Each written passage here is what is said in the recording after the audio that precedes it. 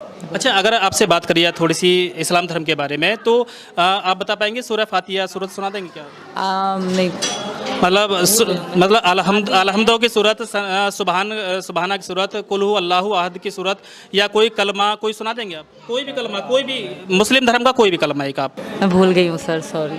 कोई भी इस समय कोई भी सूरत याद ना तो बिस्मिल्लाहिर्रहमानिर्रहीम। अस्सलाम वालेकुम दोस्तों। सीमा जी जो कि पाकिस्तान से जो है वो हिंदुस्तान चली गई, शोहर के होते हुए वहां पर जाके उन्होंने शादी भी की। लेकिन इस वीडियो में मैं आपको कुछ ऐसे क्लिप्स दिखाऊंगा जिसमें ये वाज़े पता चलता है कि वो जो है वो मुसलमान भी नहीं है। क्योंकि कोई भी मुसलमान हो तो अल्हम्दुलिल्लाह बच्चे बच्चे को जो है वो कलमा भी आता है, अल्हम्दुलिल्लाह नमाजों का भी पता है, सूरतें भी जो है वो काफ़ी ज़्यादा बच्चों को आती हैं।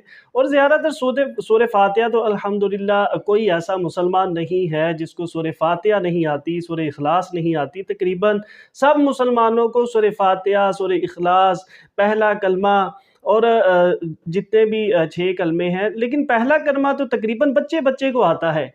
सवाल ये पूछा गया कि आपको जो है वो कलमा आता है, कलमा भी मैडम को नहीं आता। उसके बाद जो है वो नमाज़ों के बारे में पूछा गया, नमाज़ों का भी नहीं पता। और ये पूछा गया कि क्या आपने कभी नमाज़ पढ़ी है, तो उन्होंने बताया जी मैंने जो है वो रमज़ान में पढ़ी है, उसके बाद मैंने जो है वो कभी नमाज नहीं पढ़ी। तो क्या कोई मुसलमान ऐसा भी मुसलमान है? तो अजीब सी बात है कि जिसको नमाज़ों का ही नहीं पता। और नमाज़ों का अगर नाम बताया भी तो वो भी आगे पीछे, फजर के बाद मगरिब के बाद जो है वो सोच में पड़ गई। उसके बाद एकड़ ने पूछा कि नमाज फजर की जो है वो कितनी रखते हैं, तो वो भी जो है वो 2 बताई, हालांकि 2 सुन्नत 2 फ़र्ज़ 4 हो गई। जोहर की पूछी, जोहर की जो है वो 4 बताई, टोटल नहीं बताई।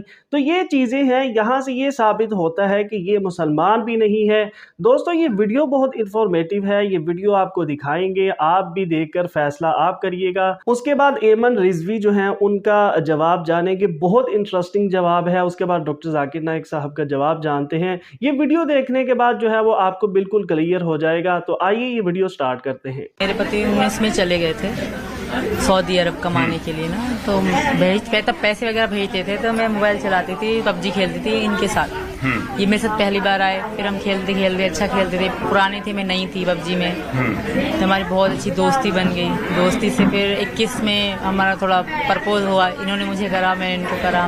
के हस्बैंड जो है पाकिस्तान में बैठ के वो कह रहे हैं कि मैं एक्सेप्ट कर लूंगा, बस भारत सरकार से गुहार लगा रहे हैं कि वो वापस आ जाएंगे। तो मेरे हस्बैंड नहीं है, मेरे हस्बैंड ये रहे जी, उनके कहने से सब कुछ नहीं होगा, मेरी भी सुनी जाएगी। हाँ। सीमा जी, ये जो कुछ पाकिस्तान के मुल्ला मौलवी जो फतवा निकालने की बात कर रहे हैं और जो धमकी दे रहे हैं, उस पे आप क्या सोच रहे हैं?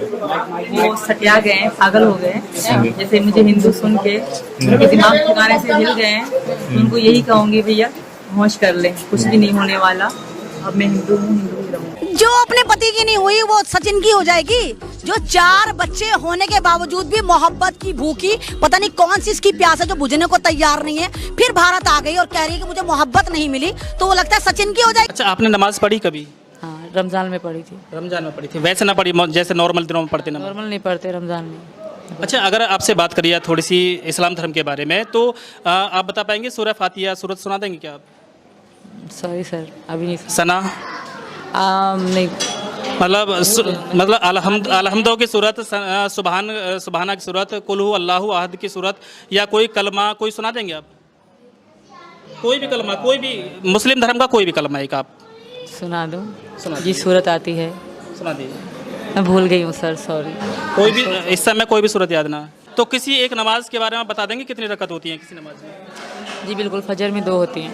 फजर में 4 होती हैं, 2 सुन्नत 2 फर्ज। सुन्नत की नहीं, मैं फर्ज की बता रही हूँ। अच्छा, जौहर में कितनी होती हैं? जोहर में 4 सुन्नत 4 फर्ज, 2 सुन्नत 2 नफिल, 12 होती हैं। आप लोग पढ़ते हो, हम नमाज़ें 5 जानते हैं थे। अच्छा, 5 नमाज होती हैं, 7 होती हैं? 5 होती हैं।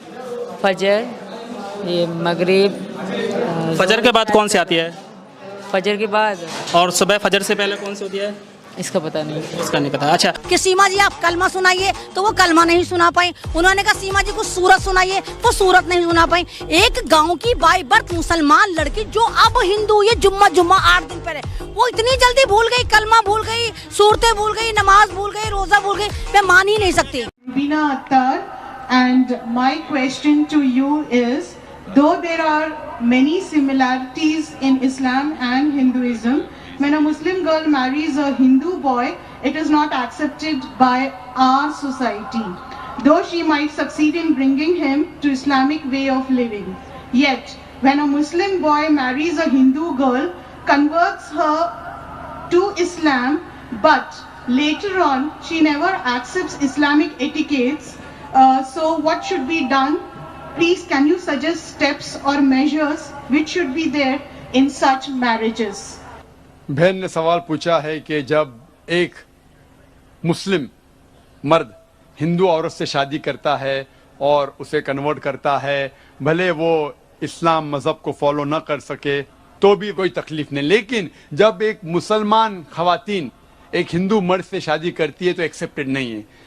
ये गलत फहमियां हैं। सही में हमें देखना चाहिए कि कुरान में क्या लिखा है। कुरान में लिखा है सूरह बकरा में सूरा नंबर 2 आयत नंबर 221 में कि ए मोमिनो, ए मुसलमानों, कोई भी मुशरिक औरत से शादी मत करो जब तक वो ईमान न लाए। एक मुसलमान औरत, ईमान वाली औरत, चाहे वो कितनी भी बदसूरत हो, चाहे वो झाड़ू वाली हो, वो एक मुशरिक से बेहतर है। अगर आपको कोई मुशरिक या मोमिना से शादी करना है तो कुरान में लिखा है कि मोमिना से कीजिए, मुस्लिम औरत से कीजिए। अगर मुशरिक है तो जब तक वो ईमान न लाए उससे शादी करना हराम है, क्योंकि एक मोमिन औरत भले वो झाड़ू वाली है, कितनी भी बदसूरत हो, लेकिन अगर एक मुशरिका है, चाहे वो सबसे खूबसूरत औरत हो दुनिया में, सबसे मालदार हो, एक मोमिन जिसके पास ईमान है वो उस मुशरिका से बेहतर है। उसके आगे लिखा है कि मोमिन औरत, एक मुस्लिम औरत कोई मुशरिक मर्द से शादी नहीं करना चाहिए तब तक जब तक वो ईमान ना लेके आए। एक मोमिन मर्द भले वो झाड़ू वाला हो, बदसूरत हो, लेकिन एक मुशरिक मर्द से बेहतर है। इस्लाम में ना कोई मुस्लिम औरत या मर्द कोई भी मुशरिक से, कोई भी गैर मुस्लिम से शादी नहीं कर सकते जब तक वो ईमान न लेके आए। तो दोनों केस में irrespective whether the Muslim is a girl or a boy, when they marry, the opposite partner should become a Muslim. इसकी वजह यह है, मिसाल के तौर पे जब गाड़ी चलती है, अगर गाड़ी का एक पहिया साइकिल का है और एक पहिया ट्रक का है तो गाड़ी चल ही नहीं सकती। इसीलिए हम मुसलमान मानते हैं कि हमारे आखिरत के लिए हमें अल्लाह पे ईमान लाना चाहिए और शिर्क नहीं करना चाहिए, और जो हिदायत इस कुरान में दी गई है उसके ऊपर अमल करना चाहिए। अगर मेरा लाइफ पार्टनर, अगर मेरी अर्धांगिनी बोलते बेटर हाफ को, बेटर हाफ, अगर मेरा बेटर हाफ जहन्नम में जाएगा तो कैसा शौहर हूं मैं? If I love my wife I would like my wife to go to जन्नह। हम जब कहते हिंदी में अर्धांगिनी, बेटर हाफ इन इंग्लिश, पत्नी, बीवी, हम ये चाहेंगे कि जिससे हम प्यार करते हैं वो भी जन्नत में जाए। तो इसीलिए हमें पहले ये देखना चाहिए कि जिससे हम शादी करते, चाहे वो लड़की या लड़का हो, मर्द या औरत हो, पहले हमें ये जानना चाहिए कि उसके उसूल इस दुनिया में जीने के इस आखिरी किताब कुरान मजीद के मुताबिक है, फिर ही हम उससे शादी कर सकते और हम आखिरत में सफलता पा सकते। Hope that answers the question. तो दोस्तों ये थी आज की वीडियो। उम्मीद करते हैं वीडियो अच्छी लगी होगी। ऐसी ही इंफॉर्मेटिव वीडियोस के लिए चैनल को सब्सक्राइब करें। मिलते हैं नेक्स्ट वीडियो में। अल्लाह हाफिज़।